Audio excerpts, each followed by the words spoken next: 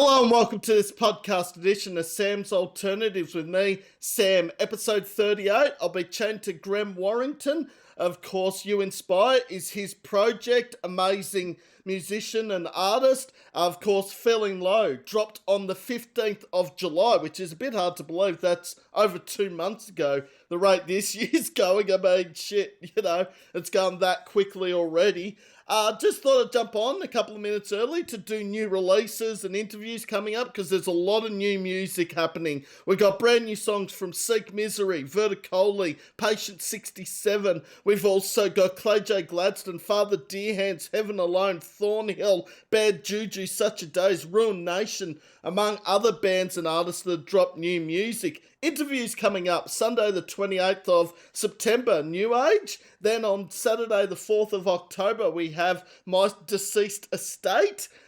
Tuesday the 7th of October, I have, of course, the Lab Coat Fiasco. Sunday the 12th of October, Connor from No Life. Saturday the 18th of October, Rowan Noah. Also Saturday the 25th of October, Glow. Saturday the 1st of November is Carly Jewel. And Thursday the 6th of November is Tidewalker. Plus a whole heap more to be announced. A few bands that are on the podcast again that have been on before, Carly Jewel, Glow, and of course New Age, and quite a few bands from Tassie, which is great because Tidewalker, Lab Coat Fiasco, and also My Deceased Estate, all from Tasmania. Of course, Drenched joined earlier in the year. But how is everyone's weekend going? Mine's going really well.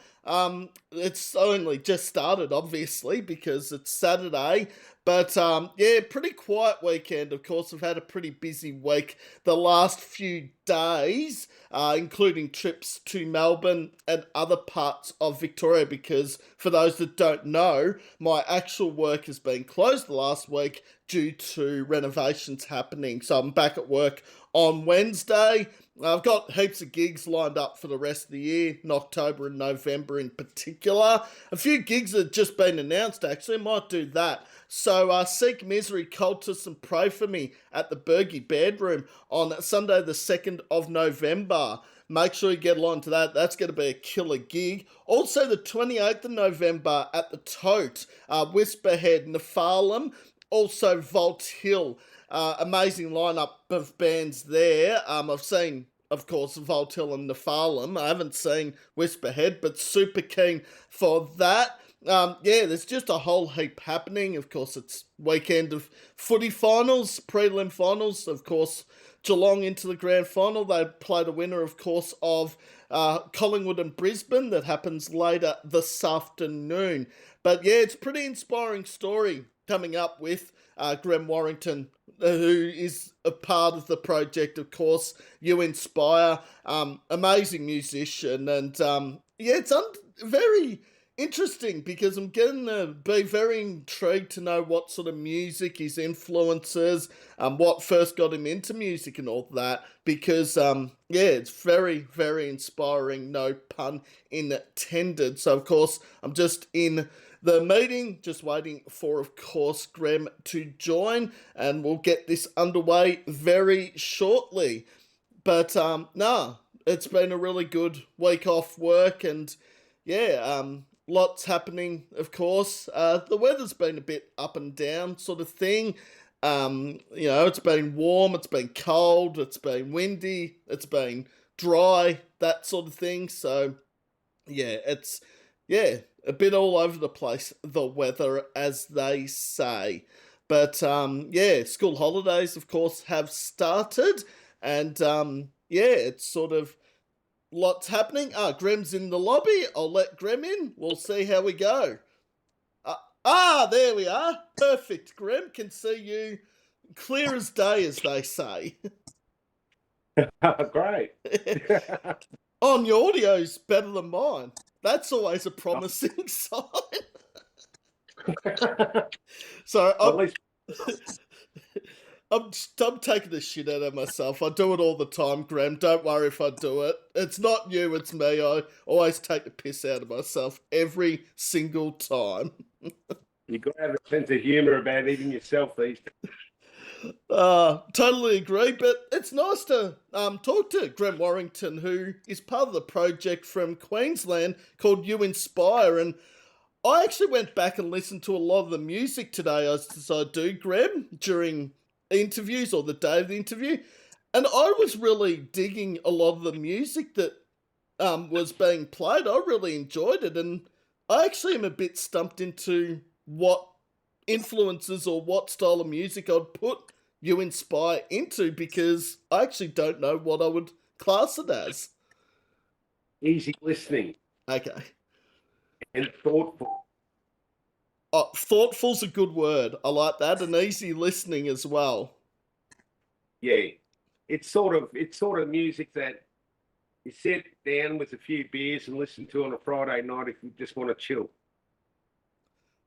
Uh, But change with the upcoming EP because a lot more rockier and a lot more up to date, and it's a cracker of an EP. This new one.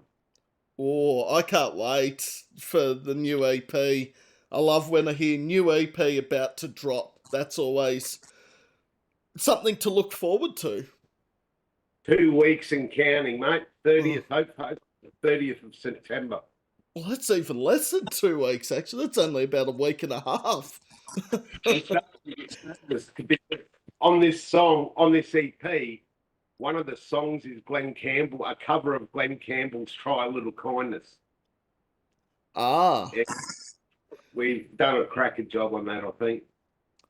Yes, well, covers, and I love covers because a lot of people are sort of on the fence with cover songs, because some people are like, if you're trying to do what the other artist or band has done with the song, it's sort of like you've got to put your own take on the song, which I'm sure, of course, You Inspire have with the Campbell cover. But yeah, when you sort of replicate it and do it the same, it's sometimes, yeah, I don't know. I'm not speaking of experience in the music scene, obviously. The thoughts cross my mind too, because it's got to pay homage to the original sort of thing, and but update it too, because that was done in like 69, 1970, and today's 2025, and we got different tastes in music and different instruments compared to then, and we just had to modernize it a bit. So it's basically been rockified. Rockified. I love the sound of that word. Rockified. That's going to be in the English dictionary in 5 years' time. We'll go back to this interview with Grem Warrington, and in the English Oxford Dictionary, it'll say rockified, made after an interview Sam Horner did with Grem Warrington on the 20th of September 2025. Well, there's heaps of words in the English dictionary I think we never saw. Like, I heard that dole, the catchphrase from Homer Simpson, is actually now in the dictionary of all words. Everyone uses it when they stuff up.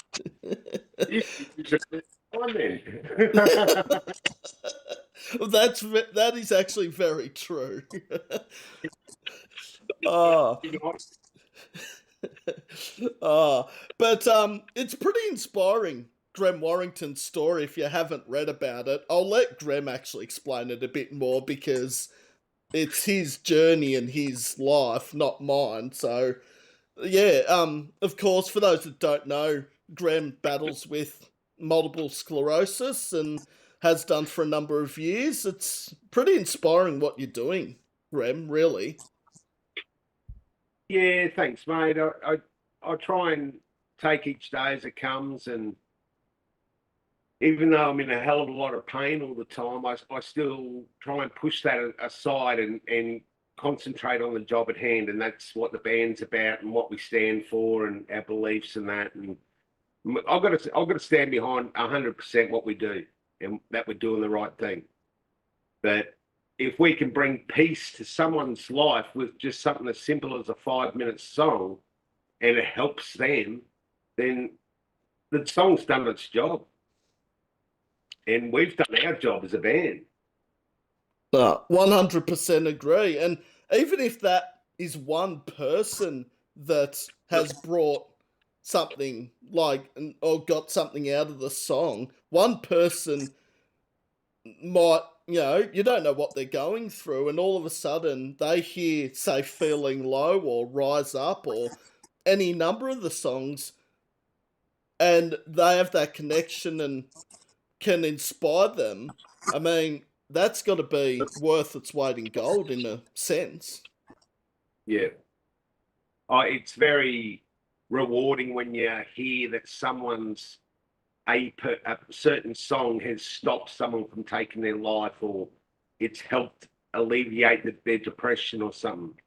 Because if people see that someone's battling something as horrific as MS, then and they're getting on with life, why can't they?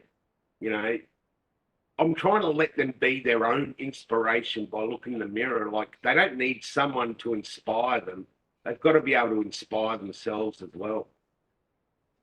I saw No. something, and probably the thing that really changed my attitude with everything was a few years ago.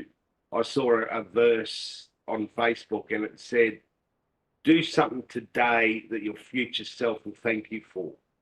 And I'll let that sort of stand for a few days, and I thought, well, my future self will be pretty pissed off if he met me right now, because I'm not living my life normally and the best that I can. And so I changed it.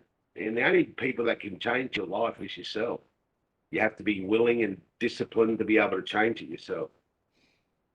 That's I like that quote you just said then, Graham, too. The do something today that your future self will appreciate, or that's very inspiring in so many ways. It rung true with me, and sort of made me pull my head in a bit with the way what I was doing at the time. Mm. And I think, like a lot of people that don't have a disability, I'm not going to say everyone, because there are people out there that do actually see that people with disabilities can inspire to do anything. But I think some people that might have a disability might be held back by the fact that there's a lot of stuff they can't do. If it's like if you're wheelchair bound or MS, cerebral palsy, whatever it may be, it certainly can hold you back in some sense. But I feel like music is something that can't hold you back. Everyone relates to music. And if music is in a certain way, done a certain way, then it helps a person think and change their mindset, their mentality of what's happening in the now. I've always said, what is a fucking point of me sitting around whinging about a fucking disease? I can't do nothing about it, but there's obviously people a lot worse than me, so I should be really grateful and appreciate my life for being given the chance to do this, what I'm doing now.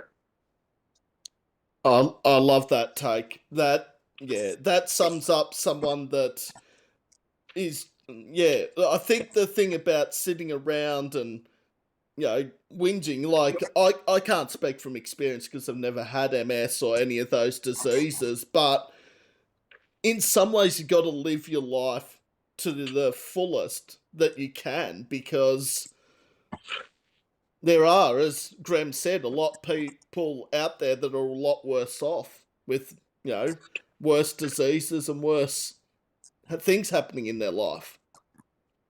And what you said then, live life to your fullest while you can, or whatever.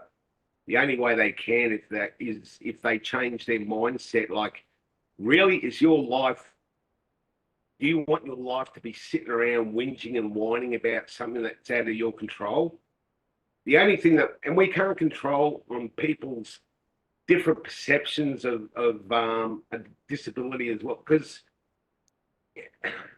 having MS is really the best thing that's ever happened to me, and I'm thankful for it, because it changed the arsehole that I was back then to a more compassionate, more empathetic human being now. And the world needs more fucking compassion and more fucking empathy. That's what I'm saying. Well, I think, living life to the fullest is a pretty important thing, but I think Graham responding to that is pretty much hit the nail on the head. I mean, we do need a lot more empathy and compassion in this world, given what's going on in the world that Sam won't get into, obviously, but And that's exactly why we did the cover of Try a Little Kindness, because the world needs more kindness. And that was a huge song back in the late 60s, early 70s for Glenn Campbell, but it worked for him back then. It brought a little bit of kindness back around in that time. And let's hope, I'm hoping that it's going to bring a bit more kindness back into the world these days. yes, hope so too. And kindness and covering a song from what nearly 60 years ago to a newer version, rockified, as we said earlier. Yeah, I'm really keen for this EP and to hear that cover because the way this year's going, the 20th of September will be here before we know it. It's what? Is it Tuesday week, I think, the 30th of September, if my calculations are right? We're not far off, and I just got to finish up on the cover photos for a couple of the songs and do a bit more editing and cleaning up of the songs, and then we'll be able to hopefully release it. So, it's not far. I'm starting to get the heebie-jeebies thinking about it actually, because it's a lot more powerful EP than the last EP. Oh, and yeah, I think once it's out to the world, you sort of the load gets taken off. It's just the preparation and getting the final edits, mixing, artwork done that you just want to get it done properly, mastered, and out to the world, even if it takes that extra couple of days. Oh yeah, it always ends up doing that. Uh, I something right, or someone else wants to redo something, like the drums are getting redone on Try a Little Kindness on Tuesday. It's he wasn't happy with it, so he's redoing the drums on Tuesday. yeah, much better to take your time than rush it and then the finished product isn't what you were wanting or you wanted to change something. It's better to take time. You'll see another song on the upcoming EP. It's called Better Days. Now I released that in probably February of this year, March, and the whole time I just, because it's a powerful song. It's about suicide and attempted suicide. So, but it's not in a heavy rock version. Hopefully, it's just done in a way that it's pleasing to the ears. And I wasn't happy with my vocals back 6-8 months ago, and I said to Mick from King Street Studio, I'm not. I want to rockify that one. My own song. I want to rockify it. So we put more guitars in it, better vocals, more vocals, and it's a really nice song, man. I'm happy with it. And once again, another subject, an important subject in Australia, and that's suicide. Yes, it's a sad topic too because yeah, we're hearing so much of it. Whether it's been social media, whether it's been bullying, whatever the case is, that people are struggling and mental health problems is a very big problem in Australia. Then there are services out there, but we need to still do more. Yeah. If it's more in the subject every day, then you've probably got more chance of doing it. And that's why I thought I'd write a song to help with that. That's was written at the time when I had 4 attempted suicides myself, or 3 attempted suicides, and it made me think back to what I was thinking at the time. And yeah, it rehashed old memories, old painful memories again. But I had to go through that to achieve where I'm at now. Everything that I've done from 2012 when I got diagnosed MS and the domestic violence that I went through up until that point in time with a horrible woman, then I had to go through that because now I'm happily married with the best woman in the world, and none of this would have happened unless I had to go through what I did. It's like God said, you've got to go through and do this shit, make you the person you are now. That's pretty powerful stuff, obviously, and obviously only having known Graham 20 minutes or so, like everything I've heard is inspiring and also very powerful, but also it's good to hear you're on this road of a better person, even though you still have your struggles, obviously, but it's good to see that music's bringing that out in you. And it's only been 2 years too, mate. Like, Mm. if you had said back in 2022 that I'll be have 18 songs under me belt by the end of 2025, I would have called you a fucking idiot and piss off. Because my vocally, I just wasn't good back then. My MS had attacked me vocal cords, and it's taken me 2 years of hard slog to be able to get to where I am now. So it's a standing testament to say that don't give up, keep fucking pushing, keep doing this shit every day. No one gives a fuck. No one's going to care about what you go through, but you will. Spoken truly, and very, very important that people listen to these words, because it's absolutely true. And I think a lot of people would be happy just to say, "Oh, I'm going to let this beat me," and not try or not get on with my life. And it's sort of like there are ways to get you through these troubles. And I mean, music is a perfect example of that. There's a whole number of things you can do. Yeah. Music, I accidentally stumbled on music. So then I hadn't stopped writing songs. Like up until 2023, I'd never written a song in my life. And that was Rise Up, the original Rise Up. And then 2 years later, I said to Mick earlier this year, I said, I need to redo Rise Up because I need to rockify my own song.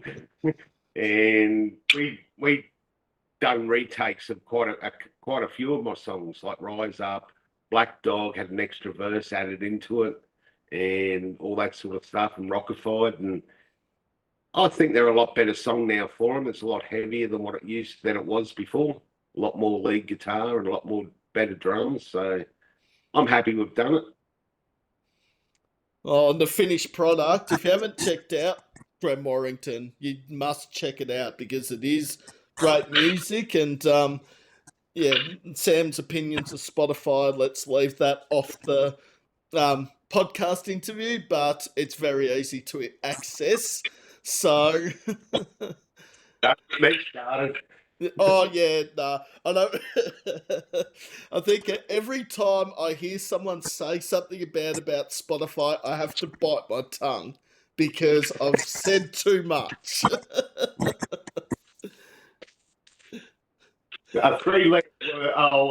Two words. They suck.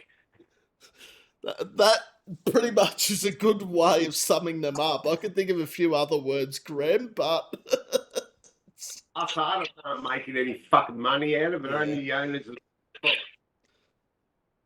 yeah, and this whole AI generated playlist bullshit that I've heard so many bands get that many plays and never get royalties from them. It's wrong on so many levels. And when you do get royalties, it might be like $20. Which And one of my songs got to 17,000 streams in New York alone, and all I saw out of it was $20. for Not all even enough. for all the hard work you put into it, Grem, as well, like to get $20, that's piss poor from Spotify. You're kicking the balls, man. Oh, yeah. Anyway, it's that's why it's very important to get out to shows and buy artists and bands merch and do all that. Like streaming is important, but yeah, the tickets and the merch that's bought is what pays the bills in some sense. Yeah.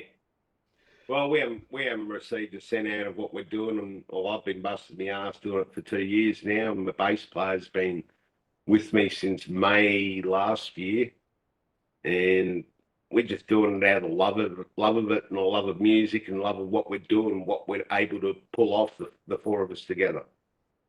Mick Bristow, he does all the guitars. He's from the band Kill Toys and King Street Studio. That's where all my songs are recorded now, and he just blows me away with his guitar work. Yeah, He's had to clean his guitars up, because normally his Kill Toys music is more distortion and stuff like that. So now you're hearing the notes more crystal clear, and because it's a different type of genre, a different type of music.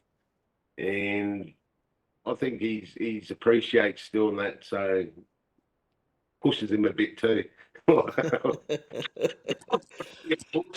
So every other bastard.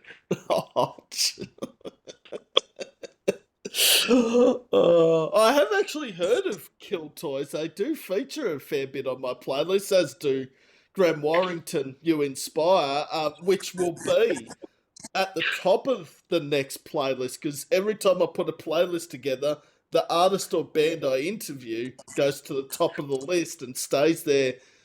It stays in the first 10, 15 songs for about a month. So you'll be up there near the top and stay there probably until late October, I would say, at this rate. Well, till my next EP comes out, then it all starts over again. Well, oh, sorry, yeah, I completely forgot about that. Obviously, yeah. There'll be new songs at the top of the Spotify playlist in a couple of weeks, yeah. Sam probably should have mentioned that, but for the time being, it will be, the Better Days and Rise Up and Feeling Low that will be at the top of the list, obviously. But yeah, so generally, Graham, it's just a catch up, a chat, find out a bit about You Inspire, maybe some music influences, how you got into the music scene, and then at the end, the tables get turned. So I ask questions at the start, but Graham has the floor at the end and gets to ask me a question. Ask you a question. I didn't know this part. Yeah, I've given you plenty of time. Well, not really. I should have given you this in the questions email. Probably is a better way of putting it. But Mention that I have to ask you a question at the end of it. yeah, and it can be anything. Look, nothing's off limits. I've been asked some pretty weird and messed up shit, to be honest. So,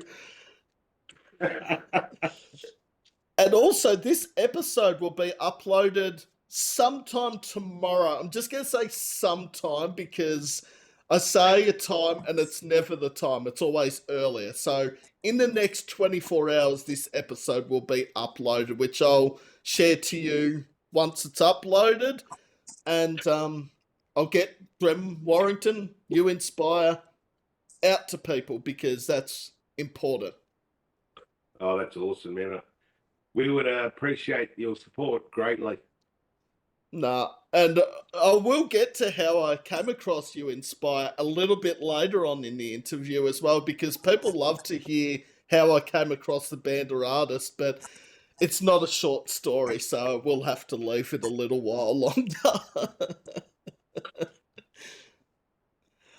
Well, even short, a long story, even compared to mine. I like long stories though. Like, in some ways, short answers are good, but hearing the backstory, I think, is the most pleasing because there's always a good listening to hearing about how someone got into music or how they were inspired to start a band or be an artist. So that is actually the first question, Graham. What made you first want to become a musician and start You Inspire as a project? I just finished up. I changed my life. by trade, I'm a boat builder, spray painter by trade. And 2023, and I was actually just went to the industrial area where I was at the time, and I saw a place down there called Team Music Care, and they help people with disabilities and that, and that's where Rise Up and the original Feeling Low was done, and Black Dog, and um, I called them, and then that was where it all started, really. Then I left there after 12 months and found Mick, so I've been with him since early December last year, and we just haven't stopped. We've got to keep doing stuff every week. We're always doing something. As soon as one song gets halfway finished, we start another one, and next thing I know, I've got another 4-song EP. Like, we did that first EP, and I said to the boys, I said, I'm not doing another one for a while, man. That was too fucking stressful. And then a month later, we're doing another EP, dude. And 4 songs, so I don't know how the fuck that happened. I'm scratching my head about that one myself.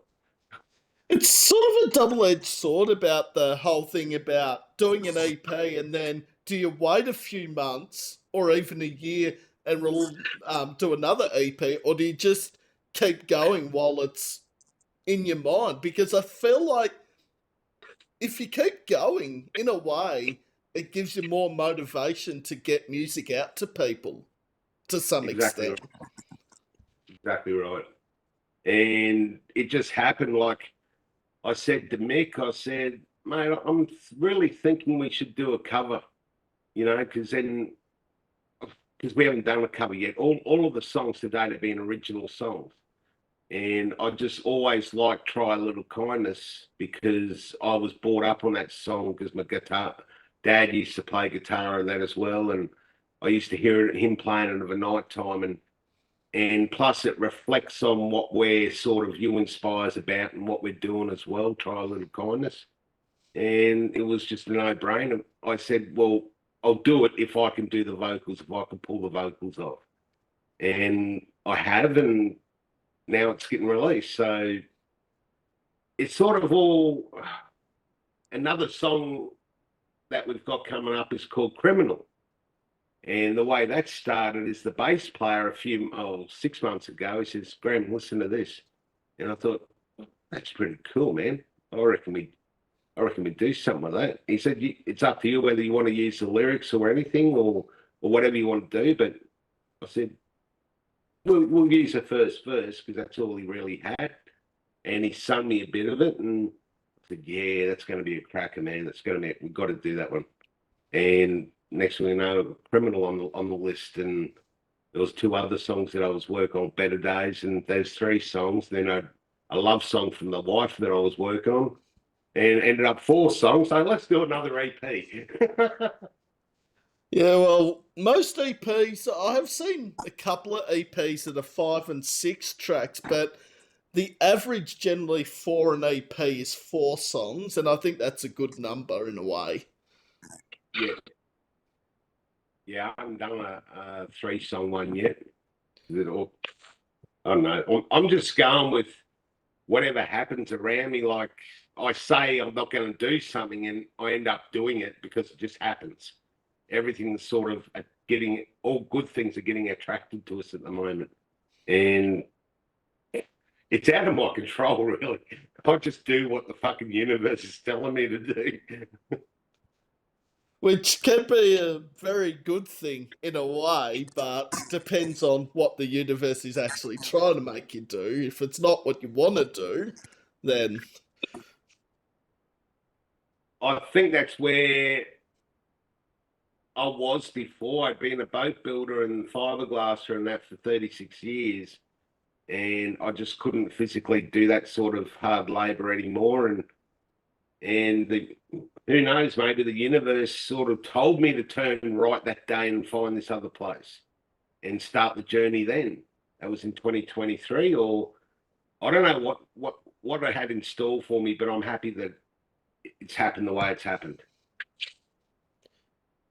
And obviously with the MS, I mean, the boat building is a lot more hands-on and a lot more takes more of a toll on you with MS, and obviously music. There's still struggles with music with any disease, but it's a lot less stress, I believe. Well, I'm sort of used to the stress because of building boats and that. It's not an easy job, like you said, but um, so I'm okay with deadlines and stuff like that, and organizational abilities. I can multitask a lot of different things at the same time, and so it just worked out the way it did. And I've said to people before, writing a song and making a song is very similar to boat building or being in the fiberglass industry, because your mold is your actual computer, and your ingredients are the lyrics and the instruments, the different type of instruments that you're putting into the mold to make that song. Then when it comes out, you've got to go and flog it from door to door, or whatever means that you do it. So it's like a production sort of thing. It is a production thing. So it's the same sort of thing. But you've just got to have the willpower and the discipline to be able to go through the highs and lows of it. And if you're not pushing your own music and flogging it, as you said, and promoting it, it's like, yeah, like I have seen bands and artists that don't do a lot of promoting and do DIY and that, and it does work for them, but you've got to be on top of the sort of promoting and, social media and all that sort of thing to get your music heard. Yeah. Yeah, I'm all over, or hopefully all over Instagram and Facebook, and that's the only social media ones I really get into. Um, I do a lot of Facebook ads and that, sort of advertising the logo on a fair bit. And if a new song's released, I'll do a boost on that, or whatever. But the game changer really came early this year when I hooked up with Australian radio promotions, Glenn Fogwell, and that's probably who contacted you. Yes, we'll get to that in a little while. Oh, okay. And everything's happened great since then. So you've got to be able to believe in yourself and have faith in yourself that you can pull it off. And if you've got the funds there, do it. Go for it. You're not going to let yourself down if everything happens what's happening to me. So, and plus, I think the band's name and the lotus flower has a great deal to do with that as well. Like You Inspire, the actual name came about from 10 years of having MS, and I'm a motorbiker as well. So I've got a leather vest, and then I've got MS Warrior emblazoned in a big back patch on the back of my vest. So I've been raising awareness for and doing the same sort of thing, but more physical, for 10 years earlier with the biking and that. And people used to say to me, Grem, you're such an inspiration. It makes me want to do things differently or change my life to do such and such. And You Inspire came out of that circumstance. And then the lotus leaf, I saw a picture of a lotus leaf and I thought, oh yeah, 7 chakras and all that sort of stuff. And I got into that side of things a fair bit, and I had a lot more beliefs about that sort of thing than what I thought I did. And it put me in a better frame of mind as well. And I mean, yeah, that's answered a question that wasn't even on the list of how You Inspire came about. So, but I like that backstory to You Inspire though, and It's happened very quickly. I've had many logos for all the different businesses I've had over the years, and that You Inspire logo has been paying off tenfold in this last year. So it's only really been going since August last year. I registered the name as a business. So what's that? Just over 12 months. Yeah, that's very new. it's very new, yeah. And I still haven't. I've only just touched the surface of where it could go. You know, we got t-shirts and stuff like that, and but that logo could end up being into a big name if I want to push it that way. But at the moment, like the boys are wanting to get on the road to recording and that, touring and doing shows, but we need at least 3 guitarists. We need certain members of the band urgently to be able to do that. We needed a van to get around in. I went out and bought a $30,000 Renault master van, extra long wheelbase a couple of weeks ago. So I believe in the band and the boys and the name that much. I'm willing to invest in it. You know, it's already about 60 grand I put into it this year. Just the name to bring that name more out in the open public. And yeah, I think investing in it, and as people can see when Graham talks, you can actually see the very t-shirt that you inspire is, yes. So that's the beauty of WebEx. I mean, you can actually see the person wearing the t-shirt or wearing the band they're supporting, whatever it may be. Sam's wearing nothing that is close to you inspire, because yeah. Red Hawk, like, sorry, that's no disrespect to Red Hawk if you're watching this, but yeah. Well, Red Hawk inspired me to approach bigger name bands, obviously, so maybe that does have some meaning to it, but not as much as you inspire in the MS and the biking journey and all that. Yeah, it doesn't have that much inspiration, obviously.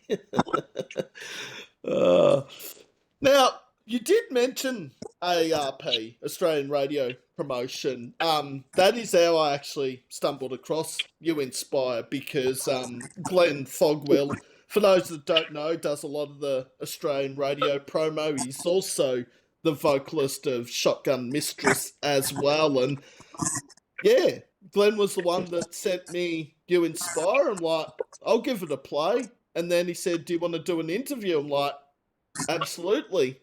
That's how I discovered Grem and You Inspire.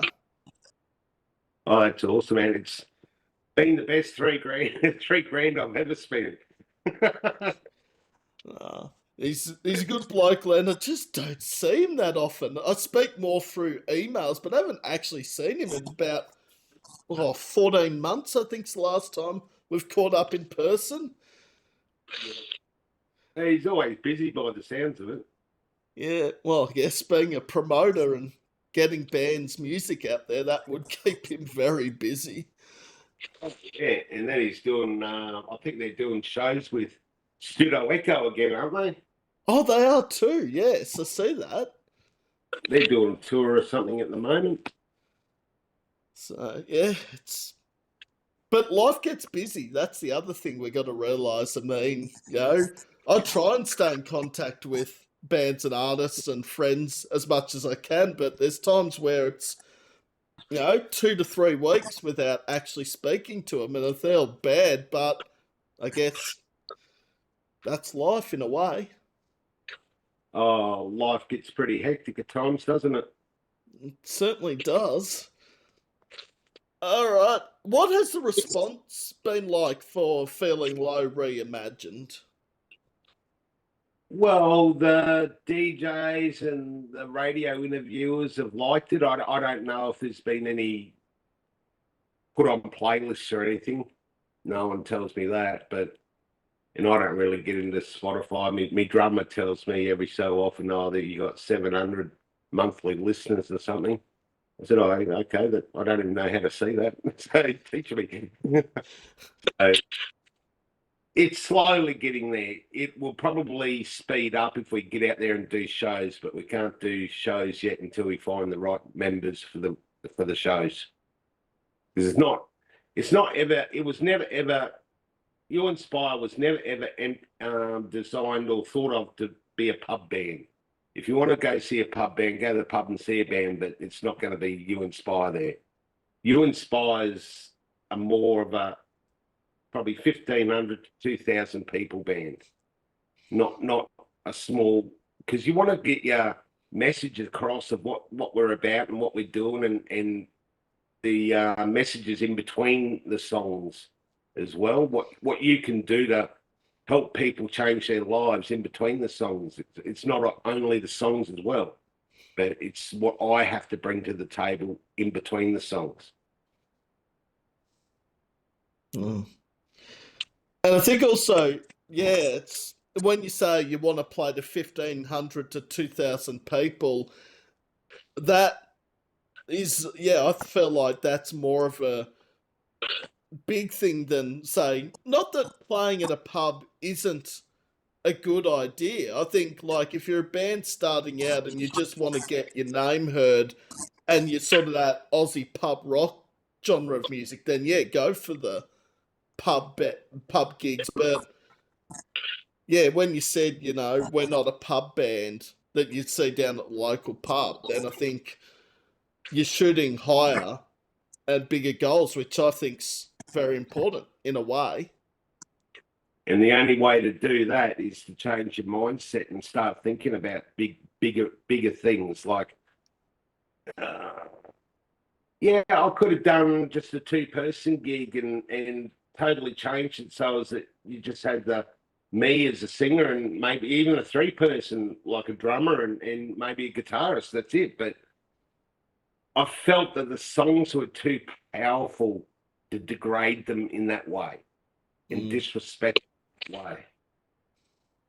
And the only way it's going to take off if I've got the balls to be able to pull this shit off. Fucking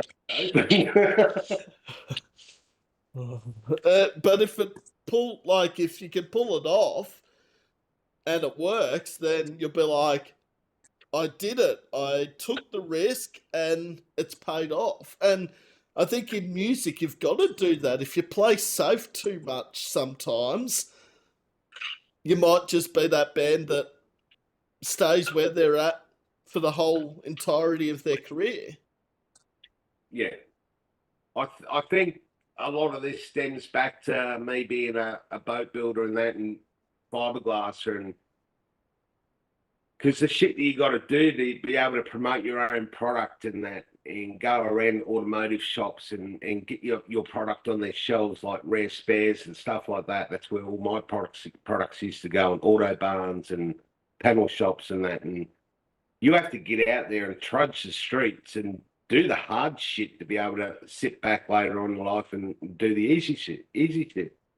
But nothing that anyone does, if they've got a certain mindset, it's easier when they adjust their mindset.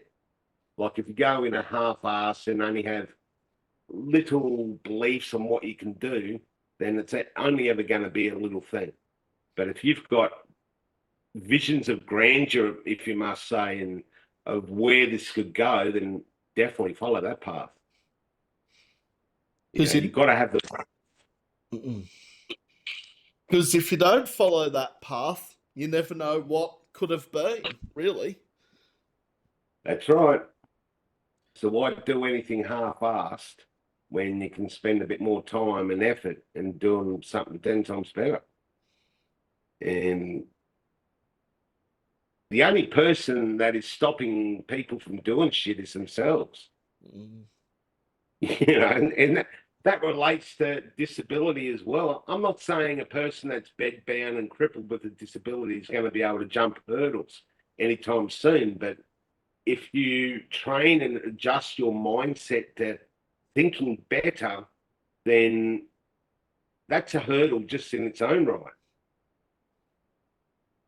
I could have stayed for a life using walkers and canes and that. And I thought, no, fuck that. I'm 53. I'm not having a life like that shit. Because I see other people around me and they're giving into the disease and taking their bullshit medication and and doing what the doctors tell them. And I've come from someone that spent many years blacking out on oxycodone and tramadol and shit like that, and ending up in fucking hospital with staples in my head because I fell over and bashed my head. I don't want a life of that. So the only way I can adjust my life is get off all the bullshit pharmaceutical drugs, just smoke what God put on this earth, and that's fucking weed. That's all I do.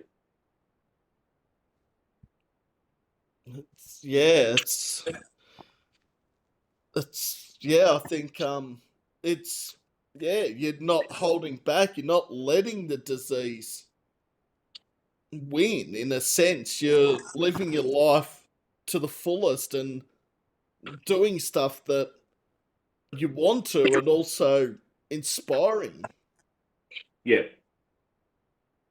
I made a decision back in 2012 when I got diagnosed with this shit that I'm not going to let MS rule or ruin my life.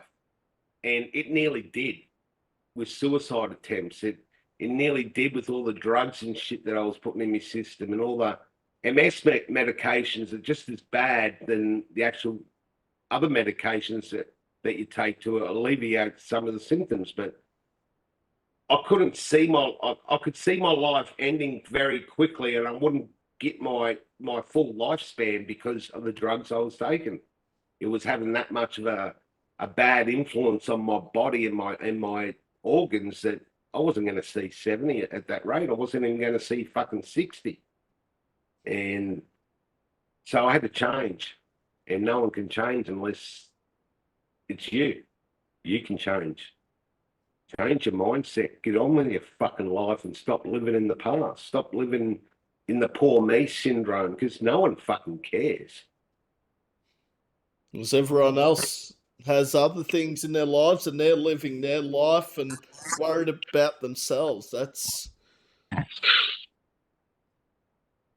I'm worried about myself. I'm worried that I can uh, have good enough mental health to keep doing what I'm doing every day. You know, even up until a few days ago, I thought, fuck it, I don't think, is it really fucking worth it what I'm doing, what I'm putting myself through?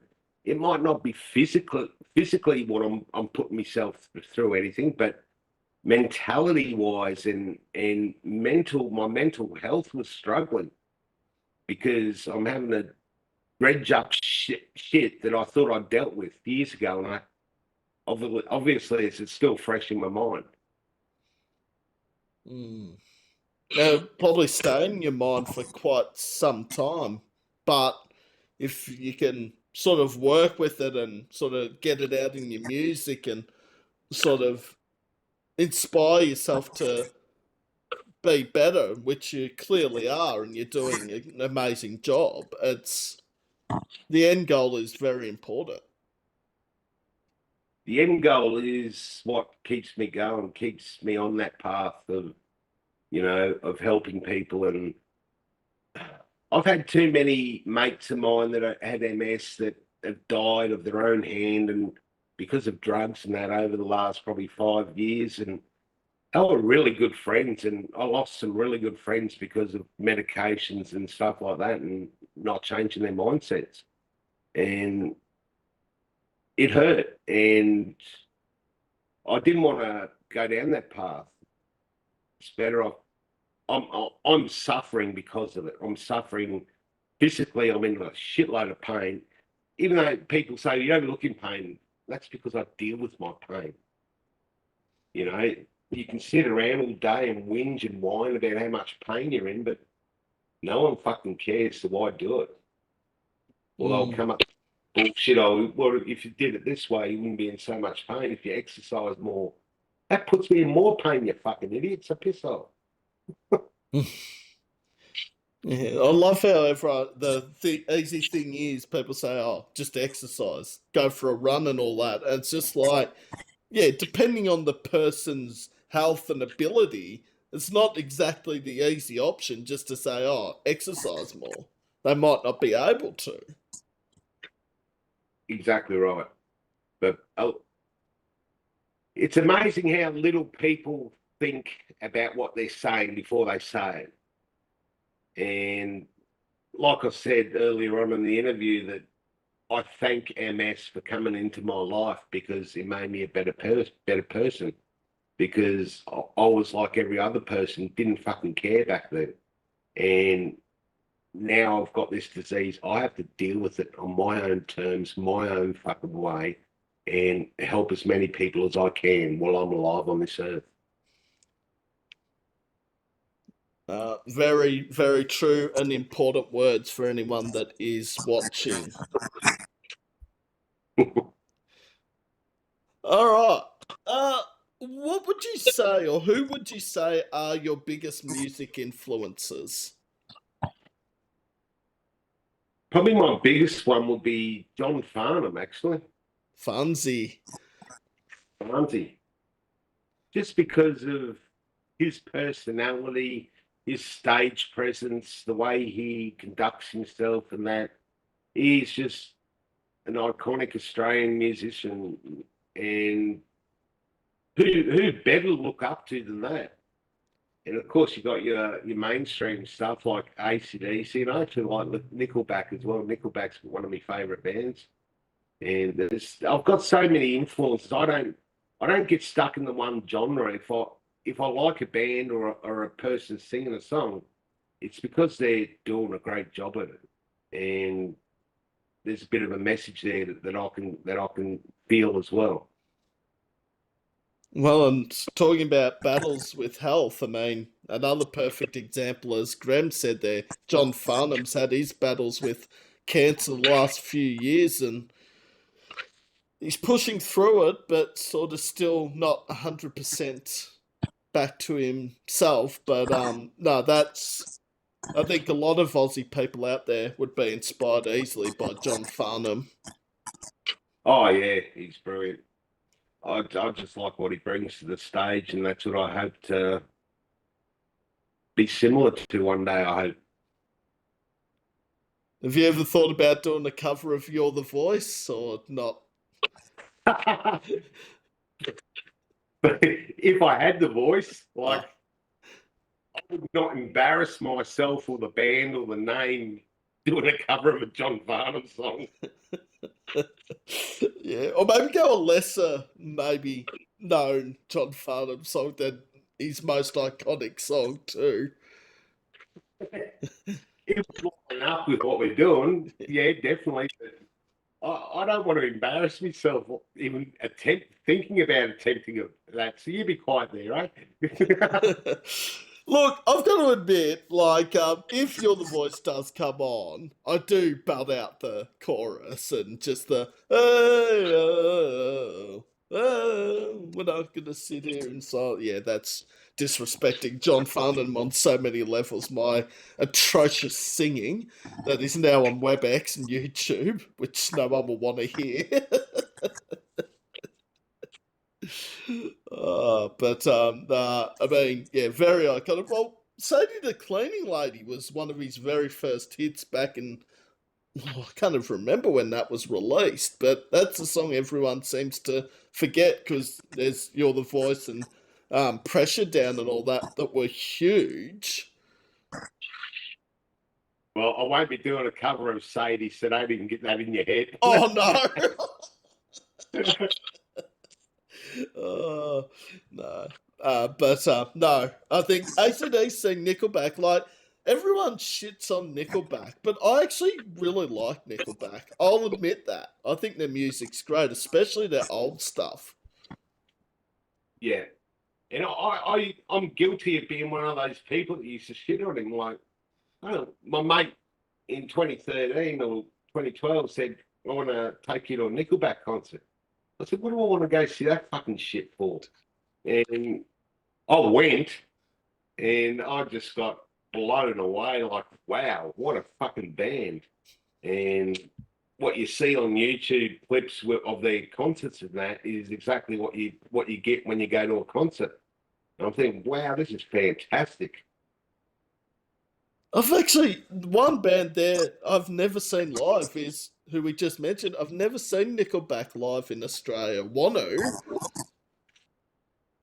Definitely do it, man. Go to the next concert whenever they come again, and you won't be disappointed. Because I feel like, especially Silver Side Up and all the right reasons, those two albums are actually a lot better than what the people are saying. Like the people that shit on him because it's dad rock, because they just don't like Nickelback. It's like, how you remind me, and Sunday and Feeling Way Damn Too Good, those sorts of songs are actually good songs, but people won't admit they're good songs. Because they don't want to be fans of Nickelback.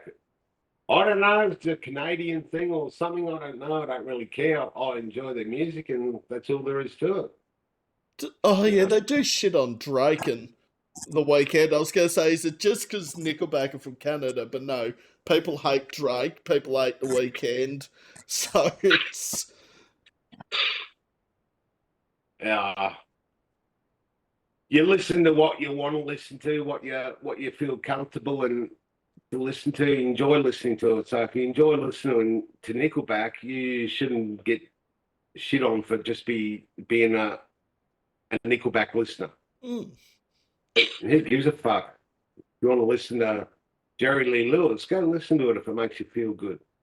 Who cares?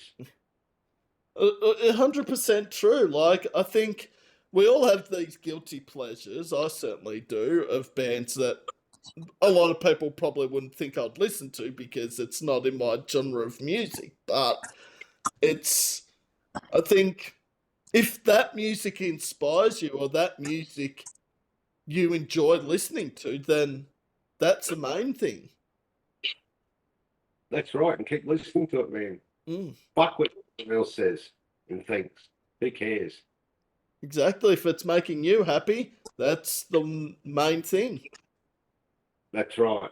And that's all it should be about, making you happy. All right. Favorite, least favorite thing about being a musician? I haven't found any yet. I haven't found nothing yet. So, because I'm only really technically a recording artist at the moment, at present. So I haven't really found anything I don't like about it. Probably writing the songs can get a bit tedious at times, but I don't know. It's some days it just happens. I'll be going to bed and I start thinking of something in my head, and I thought, fuck, now I've got to take my notepad and pen into the bedroom just in case. Yeah, shit, I've got to write it down. 9 times out of 10, when I wake up the next morning, I can't understand what I fucking wrote.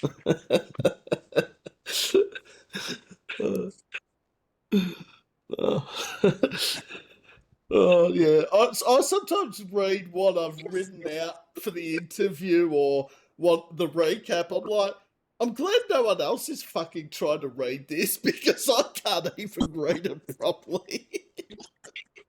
Yeah, you look at it and you think, what the fuck is that? Because there's times that probably people have seen during the recap where Sam has to look down at his notes and like what's been released since the last episode.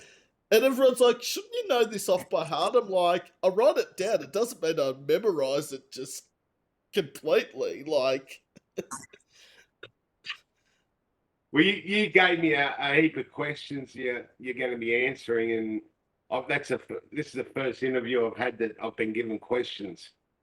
Like normally it's just fly by the seat of my pants sort of interview, and that can go on for 40 minutes, half an hour. You just got to try and fluff your way through it and don't look like a dick online. which you're totally not looking like a dick online, Graham. I mean, you're answering the questions as well as anyone I've interviewed, and it's sort of an interesting one, though, on the question side to it, because I do know a lot of people that sort of get surprised when I do actually send the questions 48 hours before the interview, because they say a lot of the interviews they're just put on the spot. They don't know what they're answering or what the questions are going to be.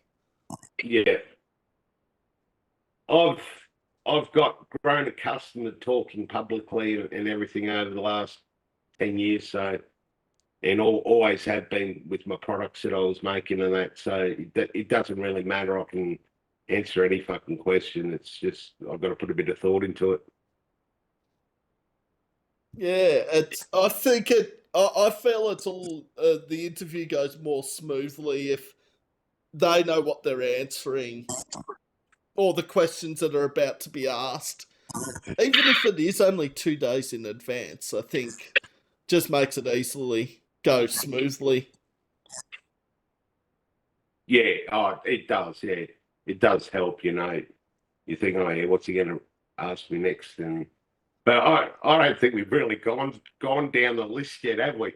We've gone through 4 of them, but I feel like there's a lot of stuff that's being answered without actually being asked. So, like, how'd you come up with the band name? I mean, you answered that without it even being put on the list. I mean, When you're talking about something like You Inspired, and I already have sort of a preset notion of what I'm going to say and what the band's about. And that's all. That's just ingrained in me now, and it just rolls off the tip of the tongue, and you don't really think much of it. Um, oh, I think we're doing a cracking job anyway, man. Today. yeah, like, how the fuck has it been an hour already? I know. I just oh fuck. Nah, fuck. Sorry, I shouldn't say that, but like, fuck off. That's been an hour already. It can't. Oh shit! It is. It's 11 o'clock. I keep thinking it's only like 10:30, and like, okay. WebEx doesn't lie. It says it's an hour. It's obviously an hour. Must have loved our interview so much that we've lost track of time. That happens all the time, Graham. I feel like I send the link, start the interview, I'm like, oh, this might take a while to get into, and then before I know it, 40 minutes has disappeared. It's like, yep, this always happens. This is the only negative of podcast interviews is when the time goes way too quick. But it means you're having a Yeah. good time.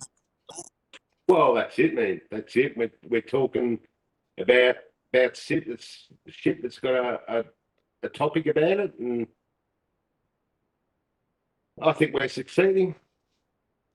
And it's very important for people out there to hear the story because if you are one of those people that is battling a disease, as I said, whether it's MS, whether it's cerebral palsy or any disability, don't let anything hold you back. That's right. You've got a disability, yeah, you're being dealt a really crap hand, but you can't change that hand. The next step's how you're going to play that hand. And just what's the old saying? Don't look at the disability, look at the ability of the person and what could Exactly be right. achieved. Exactly right. And like I know people that are bedridden, actual bedridden. They've got stuff that computer programs that open their door for them and stuff like that. You can't exactly expect that a person like that is going to be doing anything too physical anytime soon. But like what I said before, if it comes down to them just being relaxed for 5 minutes to listen to a song, then that's all that sometimes is needed. And if they can get out of bed and just listen to those songs or something that give them some peace, then that's all you can expect of someone like in that position. Exactly right. And a 5 minute song can lift people's mood and get them to be inspired and happy and just feeling good about themselves.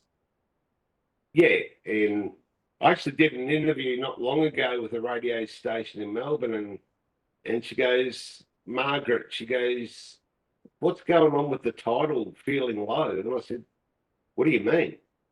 She goes, well, you think you're going to listen to something about feeling low and being depressed and all that sort of stuff, but it's a really happy song. It's a really jivey sort of song, and I said, well, it's just a play on words and a bit of reverse psychology. It's fooled you into thinking it's that about that, but it's totally different.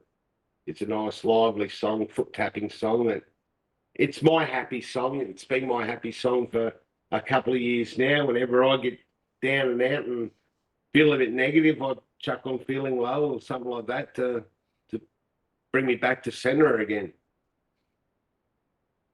And I think we can't look too much into song titles as well. Like, as Grem has mentioned there, like when you think of the song title with low and feeling in the song title, you'd think it would be sort of a negative or a not an uplifting song. But as you said, it's the complete opposite of what people might think the song is about.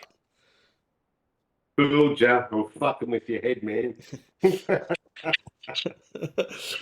like when songs have sort of a story or have a meaning behind them, and I'm terrible with getting song meanings right. Like, there's so many songs over the years where I've thought it's been a happy song or an uplifting song, and it's been the complete opposite. Yeah, it was a tough one. Like Feeling Low doesn't really have anything to do with. Well, it has a lot to do with certain aspects of disability, but that song, when I originally did it back in 2013, it put me in a really good place mentally. It just the rhyme of it and everything just put me back to living in Melbourne, cruising around the St Kilda beach in the Pajero at the time, and it just gave me good feelings from the late 90s in Melbourne.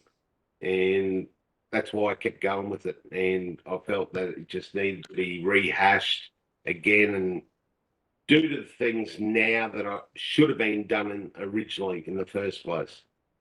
So I'm really happy with the way that song turned out. It's a real cruisy song. And I love the whole thing about remastered, reimagined, remixed. I like when bands do a reimagining of one of their songs 10, 15 years after the song's been released. I think it's very clever. Well, it didn't get that long with me because I couldn't stand it anymore. I Oh. had to do it now. uh, and while it was still in your mind and giving it a bit of a upbeat feel to it, not that the original Feeling Low wasn't upbeat, it certainly was, but this has a more of a uplifting feel to it. Yeah, it's more rockier, and it's just produced a lot differently as well. And I've got better vocals on it, so it's just an all round better song. So, if you haven't checked out Feeling Low Reimagined or the original, do check it out. It's very important. Yeah, it's available on Spotify and YouTube and all that sort of stuff as well. All major streaming services. Yes, YouTube, something that Sam spends far too much time on, I would say. I looked at my, how you get a phone and it says, like, what is your most used app and how many hours? The last 2 months has actually been YouTube more than any other platform. And I'm like, is it really being used that much? And then I look at I'm doing 5 episodes a month, so that probably gives away the reason why it is used so much. Well, especially when an interview goes for over an hour. Well, oh yeah, fair point as well there. It's not a 20-minute thing we just did. No, valid point there, Grem. Very valid. Well, I know I said all those questions. I've actually really only got two more questions, and then Grem has the floor and can ask me a question. What advice would you give to bands and artists starting out? Don't let people hold you back. Believe in yourself and do the hard work that's required to get somewhere. You know, and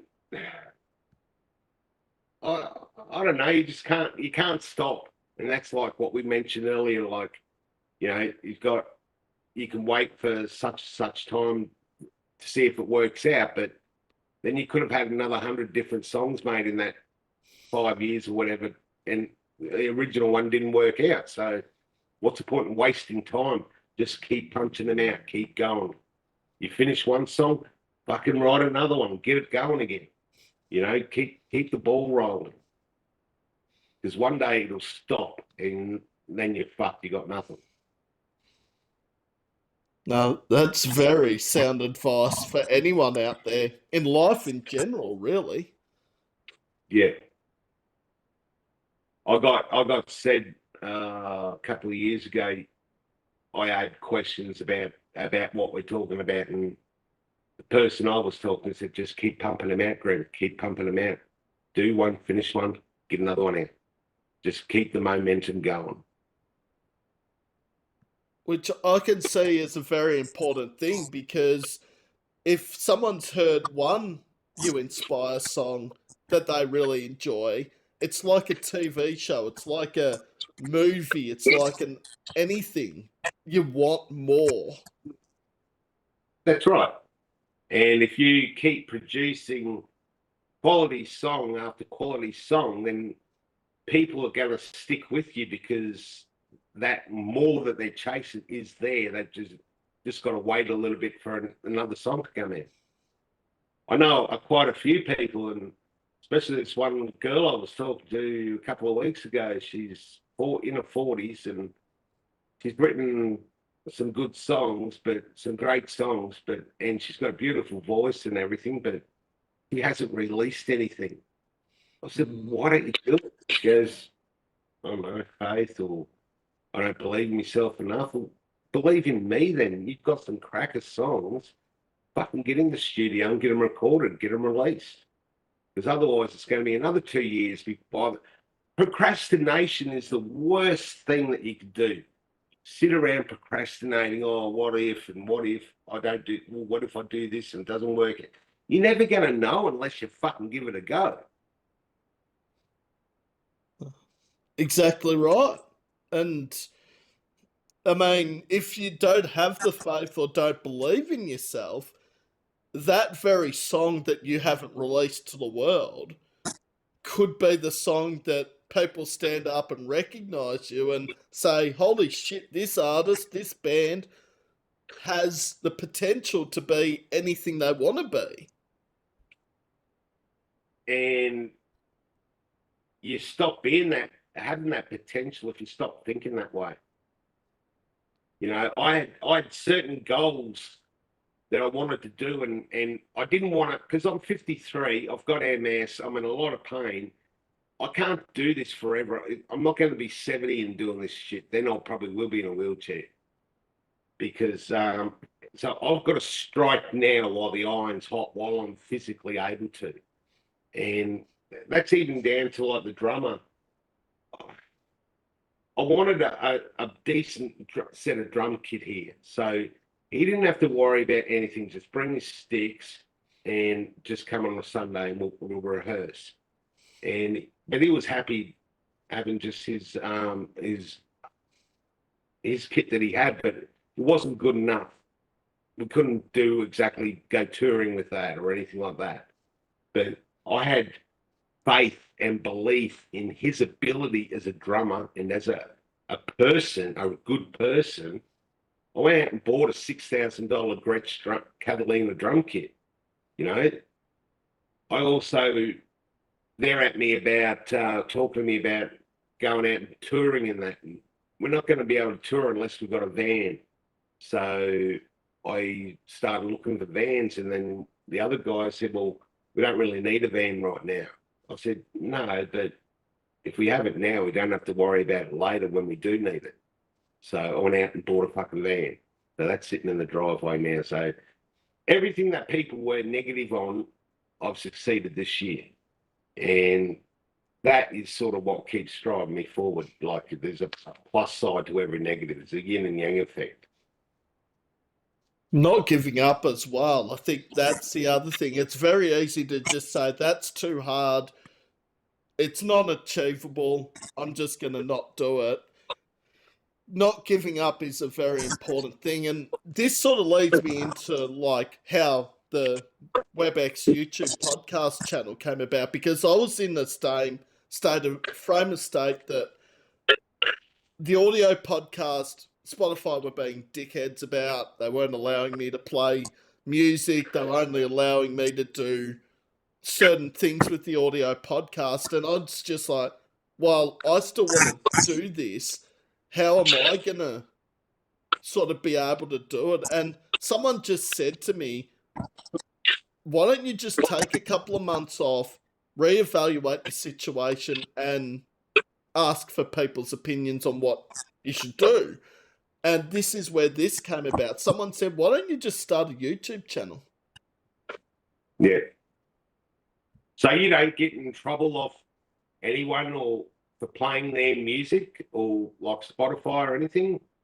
Because with the YouTube channel, because the Spotify playlist is separate from the YouTube channel, it's not put on YouTube, I don't get into trouble. I think if I was playing music through the interview or on YouTube without Spotify's permission, then I'd get into a lot of shit for that, I reckon.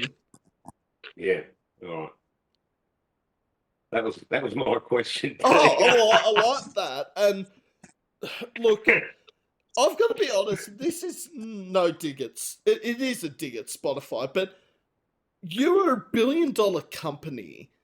If someone's playing your music on their YouTube, that's giving your platform a fucking boost. That's giving it a plug. How can you stop people from actually doing that when you make billions of dollars and give nothing back to the bands and artists? So I just don't understand it. And the artists get nothing, and the artists are putting in the money. Like, it's not free to post stuff on a Spotify and that. It costs money, and depends on what additions you want to your Spotify account too, or to your song whenever you put it on. Like, each song that I put on usually comes to about $50 Australian or $70 Australian before that song even gets out into the public domain. So it's costing us money to put shit on Spotify, but when's the earnings? We get 0.0007 of a cent in royalties or whatever. What the fuck is that? Does that even exist, that number? I don't even think it does. I think Spotify are just making up shit like they do all the time. Yeah, and that's why we're driving around in peasant cars and they're driving around in Mercedes-Benz, eh? Or Ferraris and Rolls Royces and all that. Yeah, But no, that isn't actually an interesting question you threw in there, because it actually is something I've never been asked, honestly. So, but yeah, I think since starting this YouTube thing, as long as I keep Spotify off my YouTube channel, I don't think there's going to be any issues. Okay. Like, even if I rat them out literally nearly every episode. So maybe if we weren't supposed to talk about Spotify, you should have wrote that in your list of questions. Well, I gotta tell you, Grem, if I wasn't allowed to talk about Spotify, I think outside of COVID, it's probably been mentioned more on my YouTube channel than anything else. So, shit, I've broken that rule 100 times. And I almost nearly went an episode without mentioning that other word, which I just did. Whoops. Anyway. And the last question I have is, any band or artist in the world that you inspire would love to support in Australia or overseas, who would it be? Nickelback would be pretty cool. I wouldn't say no to that. There's so many bands that are around that are good bands, but I just haven't got one that's going to slip to my mind at the moment. But I'd say Nickelback would be high on the list for me. I think that would be a really good support act to Oh, support. if we ever get good enough, maybe. It's an interesting thing you just said because I feel like an Aussie band or an Aussie artist right now trying to support a big name act is probably the best opportunity time now because you see a lot of these international bands are trying to get local upcoming bands like Amel and the Sniffers supporting AC/DC in a month or so. I mean, it's huge for them. How they get that gig? Well, I mean, Amel 2 or 3 years ago, I mean, they weren't, I'm not saying they weren't huge back then, but like they've supported Smashing Pumpkins on the World is a Vampire tour. They supported Foo Fighters and now AC/DC. They must have some, not, I shouldn't say they have some talent because they have a lot of talent, but they must have some contacts in the scene that know people in those bands, obviously. Well, it's a pretty good contact to have if they can pull it off. Mm. But yeah, I think any international band, I think the worst thing you could do is say, "Oh, I'm not going to contact this band and ask to support them." I think the most important thing is if you ask, okay, maybe they'll say no, but you just never know. But how do you get in contact with them? Like, I've thought about that a fair bit, but usually got to go through managers or agents before they might even look at it. Maybe if they even do. And I thought, well, that's wasting time at this point in time in my life. I don't need that right now. I need to be able to get the name out and work on the name and work on the songs recording and do this and that. And before I can even consider doing something like that. So a lot this year was to do with recording to get our name out there and to get people talking about what we're doing. That's probably the best thing to do at this point in time, from a business point of sense. Um, Hopefully, good tidings will come of it in the future, and if it does, we'll welcome it with open arms. But if it doesn't, it doesn't either. So we just got to stay true on what we're doing and keep going down that road, keep plugging on. And have Glenn Fogwill as someone, as an Australian radio promo person, I mean, you're in very good hands having Glenn. I mean, he's an amazing person at what he does and has helped so many bands and artists. The list is endless, really. That was probably a good call on my part. Like I did contact Glenn earlier this year, but then I found out how much and that and all that, but I decided a few months ago I'll just take the punt. What's the most I can do? I'd lose me money, but at the moment it's been the best money I've ever spent. So I'd encourage other bands that are out there struggling to find the money and do it and go through him and get it done, because it will work. Like for a month there, I was just every week, probably 2 or 3 interviews a week, and each interview would go half hour, 40 minutes. So it's working great. And then the guys asked me the other night, why am I so quick wanting to do with this EP? And I said, well, it's been about a month since the last EP. I don't want people forgetting about us and about what was brought up and talked about in that first interview. I don't want the listeners or the radio stations to forget about us and brush us aside again. So we've got our foot in the door. We've got to keep going to keep that foot in the door. And getting people to hear you and get inspired and get noticed as well, promotion is a big thing for bands and artists. Exactly right. And if people, especially artists, if they worried more as a like I'm looking at you Inspire as a brand name more than a band name, a brand name. So that could be used in so many different things, but you have to keep that name out there in the public eye more, just as much as your songs. Yeah, you got your songs, but you've got to have a good brand name to back up those songs, and vice versa. Good songs to back up what you're doing. Mm. Very, very important. Very sound advice. You Well, can't slow down. no. Well, as I've said, I've asked Grem all the questions. We have already had a question from Grem. This has happened 2 weeks in a row before I actually got to the now it's your turn. Someone has asked me the question before the end, which I like. I like that take on things, actually. But That just got to the point, didn't I?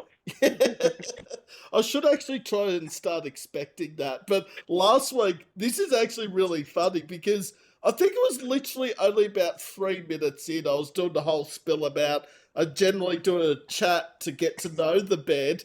And the band asked me a question literally after I say that, about 4 minutes into the interview. I'm like, well, that's a way to put me on the spot.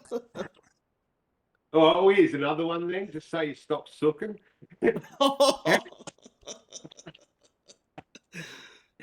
How many? What's the go with you? So you're on YouTube. So how many listeners do you have on YouTube or people that follow you? Subscribe. Almost 100 subscribers at the moment. I'm on 96. Oh, well, we'll make it 97 by the end of the day. All right, thank you. Uh, yeah, it's actually gone up quicker than I expected, and sort of similar to what we're talking about, bands and artists doing it for the love, not for the money. This YouTube channel, yes, views are important, subscribers are important, all that's important, but the one thing I keep coming back to is, do I enjoy it? Do I love what I do? And every time I say yes, that is the main important thing in this. If the bands are enjoying jumping on, if I'm enjoying, that means more than anything in this world, really. Yeah. Oh, it's been great, mate. You're doing a good thing, so make sure you don't fucking stop. Oh no, no, I won't stop this. Believe me. Keep pushing through, keep pushing on, and keep succeeding. And I actually am really excited to see what the future holds with this because I actually don't know what it holds, and that's the exciting part.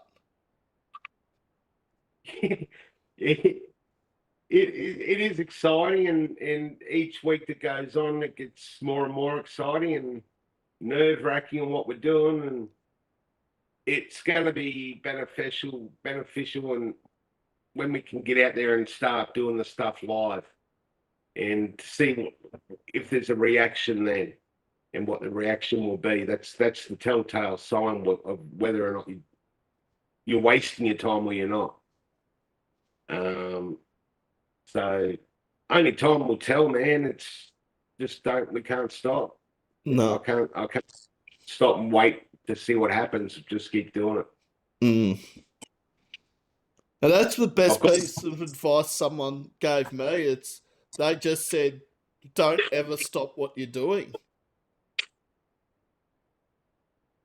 Yeah, and I wish I had been given that advice back 12 years ago when I got diagnosed with MS. Like that's your automatic response to getting diagnosed with the disabilities. Oh, my life's fucked. I'm ruined. I'm gonna have to go on a pension and live out the rest of my life doing fucking nothing. And I hated it. I didn't keep me busy enough, didn't keep my mind active enough, and it's just I couldn't see me spending the rest of my life doing it that way. And That was the worst thing I ever did, was gave up working when I got diagnosed. I should have stayed with it, battled through the pain, but there's just so many unknowns that you don't know about. Don't know what tomorrow's going to bring and stuff like that, because MS changes on a daily basis. What I might be able to do today, I might not be able to do tomorrow. And depending on what I did the day before, I could be 10 times worse. So I don't know. No. It's just one of those things. As long as my main goal is to stay out of a wheelchair and stay off the cane and crutches and all that sort of stuff. I have them around me, not to use them, but to remind me, no, I'm not fucking going back there. I don't need that shit in my life. And I do have a group on Facebook, the Multiple Sclerosis Support Group and Other Incurable Diseases. It's got 4,000 members and goes to 52 countries. And the members help other members out by going through their times of what they went through. And you're there to console them when they need it. And it's just a public place for that they can go to and have the whinge and the whine and the gripe without being affected by it. Which is important, I think, that there is groups like that for MS and other diseases, so that people know there are people out there that they can chat to. That's important because, yeah, sometimes speaking out about these sorts of things is a lot harder than what people expect it to be. What, as in speaking out about the disease you've been diagnosed with? I think that sort of more than anything, yeah, because if people don't understand MS or whatever the disease is, they might not know how to help the person out, maybe.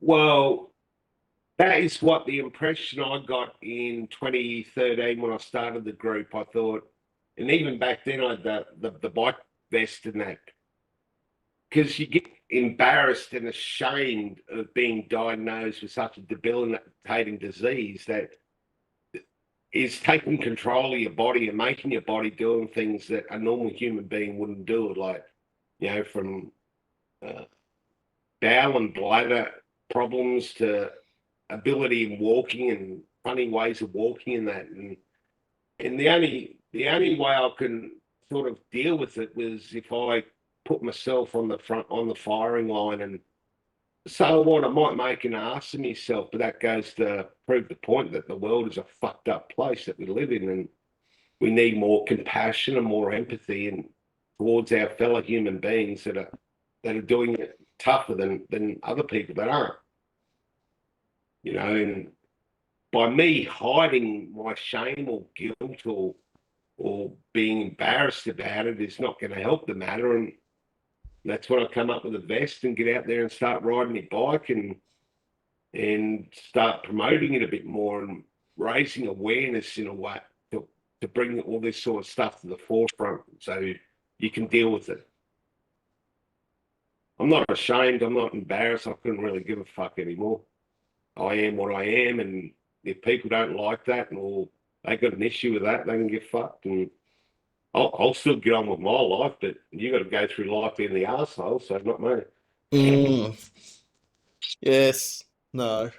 I mean, if you, yeah, I think if you're, like, if people are concerned or don't care and all, so not don't care, but like, if you are thinking about yourself and looking at how you can live your life, then yeah, fuck what anyone else says, literally. And if you can live your life in a way that helps other people live their life better, wouldn't you do that?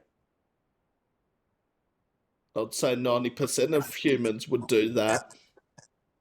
Well, that's why You Inspire came about. If we can do something positive out of my negative, then that's fine with me. I don't care. That's great. That keeps me going. But when you hear or have a person ring you saying, Graham, you saved me, your lyrics and everything that you do and saved me from killing myself, then that is the best compliment that anyone can give you. And Yeah.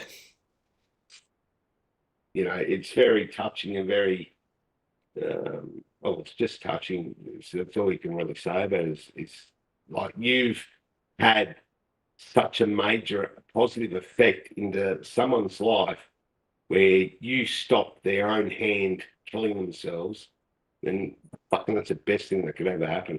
Mm. You can't put into words what it actually means for bands or artists to hear something like what Grem just said then. I mean, someone stopping from taking their own life, that your music stopped them from doing that. I mean, shit, like, touching, like, is probably the best word to describe it. That's the only word that I'm dumbfounded too by the words that could be. That's the only way I could describe it. If you can change someone's life just by putting yourself in the picture, and then that's awesome. That's all I want to do these days, and that's mentioned a bit in my YouTube clips that I've done in the past, talking about Black Dog and that. The stuff that we talk about, domestic violence, how can you love someone? Black Dog is about depression. Rise Up was all about my MS diagnosis. So that's three things that we can continually keep in the public eye by doing those. And what better way to do it? Then with music. With music, that's right. Mm. I can't think of any other thing you can, outside of music. There's, well, maybe I don't know, a podcast or I'm not too sure what else you could do it than other than music to. I've thought about that, and I think something like that will happen very soon in the future after our podcast today. So who knows where it's going to take me in another 6 months' time. So I don't know. I can only dream. I can only keep going and seeing what works out. It's a good Keep throwing and seeing what sticks. Oh, I don't like this part of the interview. I don't like the end. I just wish that it was an eternity. Like, you couldn't end the interview, which sounds weird saying that, I know, but because I've loved this as much as any interview I've done. Like, it's been really inspiring. There's been some topics that have been talked about that are really important. It hasn't even really felt like an interview. It's felt like just a general chat with Grem, and I've loved every minute of it. Oh, well, that ways we can talk a bit more later on. But if we go for another 20 minutes, we could break the 2-hour barrier. It sounds weird saying this, Greg, but I don't know if I've got 20 more minutes of material, which is pretty bad for an interviewer. That's really bad, actually, if people are watching this. I've been like, Sam, you're never short on material or things to talk about. I've stumped him. Oh, shit. But I would love to have Grem back on in the future. Maybe not next week or tomorrow, but certainly 2026, I think, is definitely on the cards if Grem's keen again. Oh, man, I reckon that'll even change to a month's time when you hear the latest EP. All right. We're talking. But yeah, please, anyone that hasn't checked out Grem Warrington, check out the music you inspire. I'm keen for the new EP, hearing about the cover of the Glenn Campbell song and Criminal, and it's just got me buzzed, as they say. I can't wait. hope you enjoy it, man. I really do. And I'll send you the link tomorrow sometime again. I'm just not going to put a time on it. I'll just say tomorrow at some stage. And yeah, I'll keep supporting You Inspire, Aussie music. There's too much of it out there to not support. We're sport for choice here in Australia at the moment. I don't even know where I start on the list sometimes. Yeah, we got some good bands in Australia. So many, yeah, it is actually really moving to see how much Aussie music there is to support at the moment, and I think we're just going to hear even more in 2 or 3 years' time, which is so good. We'll be around for the long haul, so just make sure you keep listening. Very important. Well, Grem, from You Inspire, it has been an absolute honour having a chat this morning. Enjoy the rest of your Saturday, and we'll stay in touch, as they say. That's awesome, man. It's been a great interview. I've really enjoyed being on here. Well, Can't wait to come back. I've enjoyed it as much as you have, and you're welcome back anytime. You know that. Awesome, man. Thank you very much.